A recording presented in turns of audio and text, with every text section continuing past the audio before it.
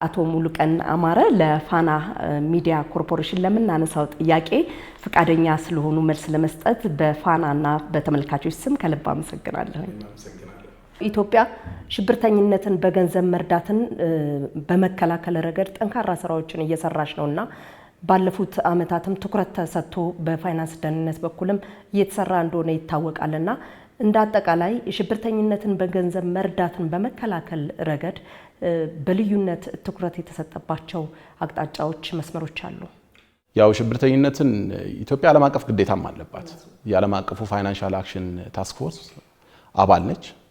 በሪጂናል በአፍሪካ የኢስተርን ኤንድ ሳውዘርን አፍሪካ አንቲ መኒ ላውንደሪ ግሩፕ የሚባል አለ 21 አባል ሀገራት ያሉት።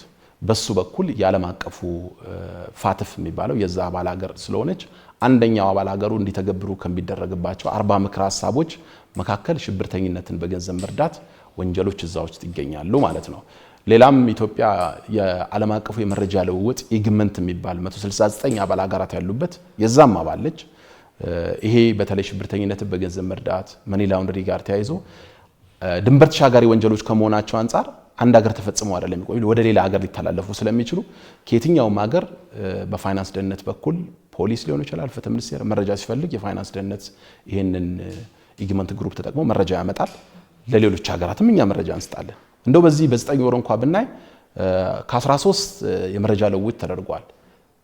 ከዚህ ውስጥ 9 ወደኛ ሀገር የመጡ ጥያቄዎች ናቸው። እኛ ደግሞ 4 ከሌላ ሀገር ያመጣናቸው ናቸው ማለት ነው። ስለዚህ በሽብርተኝነትን በገንዘብ መርዳት ወንጀልን ከመከላከል አንፃር አንደኛው ዓለም አቀፍ መድረጉን ተጠቅመን የምንኬድበት እነዚህ እንደ አፍሪካ ውስጥ እንዳለ በተለይም ከ21 አባል ሀገራት በኢትዮጵያ በ40 መስፈርቶች ግንባር ቀደም ኮምፕላይ በማድረግ ግንባር ቀደም የሆነች ሀገር ነች። ከ40ው 37ቱን ስታንዳርዶች አሟልታ በሶስቱም በከፊል እያሳካን ያለንበት ነውና እንደ ኢትዮጵያ ከኮንቲኔንቱ ከአፍሪካ የተሻለ ሬቲንግም ያለው የለም ሽብርተኝነትን ከመዋጋትም አንፃር ማለት ነው። ስለዚህ ከዚህ አንፃር ትኩረት አድርገንም እየሰራን ያለነው በተለይ ለሽብርተኞች ኢትዮጵያ ምቹ መሆን የለባትም። ለየትኛውም ዓለም አቀፍ ሽብርተኛ ምቹ መሆን የለባትም። ተፈጽሞ ሲገኝ ተጠያቂ ለማድረግ ሳይፈጸም ጭምር የመከላከል ስራ ለመስራት በግንባር ቀደምትነት እየተንቀሳቀስን ነው። ወደ ሌላኛው ጥያቄ ሲሄድ አቶ ሙሉቀን በግለሰብም በድርጅትም የታክስ ስወራ ሙከራዎችን እንመለከታለንና ፋይናንስ ደህንነት የዚህ የድርጅቶችንም የግለሰቦችንም የታክስ ስወራን ከመከላከል አንፃር ምን ያህል እየሰራ ነው? ያዳናቸውስ አሉ? በሙከራ ላይ ያሉ ፌደራል ገቢዎች ሚኒስትርም የአዲስ አበባ ገቢዎች ቢሮም ለተቋማችን ዝርዝር መረጃ ይልካል። ያሳወቁትን በኢንተለጀንስ እንዲጣራላቸው ማለት ነው። በኢንተለጀንስ ስናጣራ በርካታ የታክስ ስወራዎችን አግኝተናል። ባለፈው ዓመት ብቻ 1.7 ቢሊዮን ብር ሪፖርት ከተደረገው ውስጥ በእኛ ኢንተለጀንስ ሪፖርት ብቻ የተሰወረ እንዲመለስ የተደረገው ይሄ በአዲስ አበባ ብቻ በፌደራልም ልክ እንደዚሁ ማለት ነው። ስለዚህ በርካታ ጥርጣሬ ያላቸውን ድርጅቶች አዲስ አበባም ፌደራልም ይልካሉ። አሁን በስፋት እየተለመደ መጥተዋል። ከዚህ አንፃር በርካታ ሂሳቦች እንዲመለሱ ተደረገው። ይሄ የባለፈው ዓመት ነው 1.7 ቢሊዮን ማለት ነው። የዚህ ዓመት ያው መጨረሻ ላይ ስንት ነው የሚለው በአመቱ መጨረሻ የሚታወቅ ቢሆንም አሁንም 129 ሪፖርቶች ለአዲስ አበባ ለፌደራልም ለክልሎችም ልከናል። ኢንተለጀንስ ሪፖርቶች ከታክስ ወራ ጋር ብቻ ተያይዘው እዚህ ውስጥ 969 ተጠርጣሪዎች አሉ። ታክስ ሰውረው ሊሆን ይችላል። እነዚህ ቀጥታ ታክሱን እንዲከፍሉ ይደረጋል ማለት ነው። ሊሰውሩት የነበረው አውቶማቲካሊ እንዲከፍሉት የሚደረግበት ስርዓት ነው። በዚህ ውስጥ በቀደም በጠቀስኩ 969 ተጠርጣሪዎች ውስጥ ሲጠቀሙባቸው የነበረ 6681 ሂሳቦች ወይም አካውንቶችን ምርመራ አድርገናል ማለት ነው በዚህ 9 ወር።